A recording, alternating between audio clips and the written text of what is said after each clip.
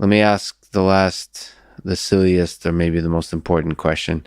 What is the meaning of life? What gives your life fulfillment, purpose, happiness, meaning?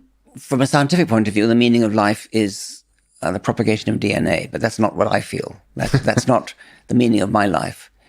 So the meaning of my life is something which is probably different from yours and different from other people's, but we each make our own meaning.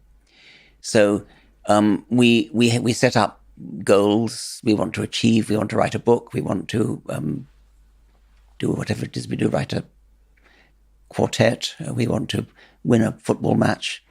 And these are short-term goals, well, maybe even quite long-term goals, which are set up by our brains, which have goal-seeking machinery built into them.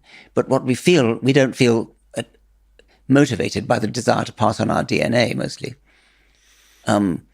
We have other goals, which can be very moving, very important. They could even be called spiritual in some cases.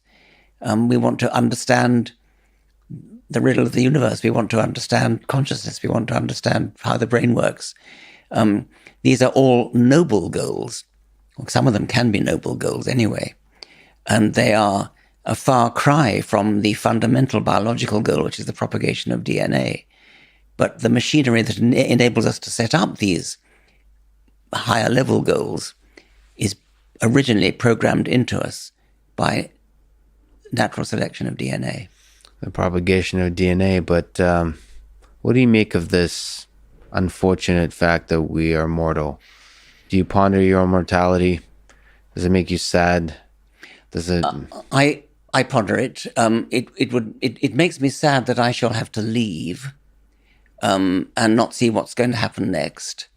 If there's something frightening about mortality, apart from sort of missing, as I've said, something more deeply, darkly frightening, it's the idea of eternity.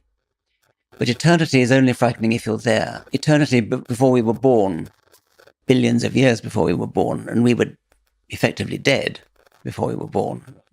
As I think it was Mark Twain said, I was dead for billions of years before I was born and never suffered the smallest inconvenience. And that's how it's going to be after we leave.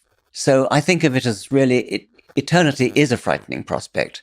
And so the best way to spend it is under a general anesthetic, which is what it'll be. Beautifully put. Richard, it was a huge honor to meet you, to talk to you. Thank you so much for your time. Thank you very much.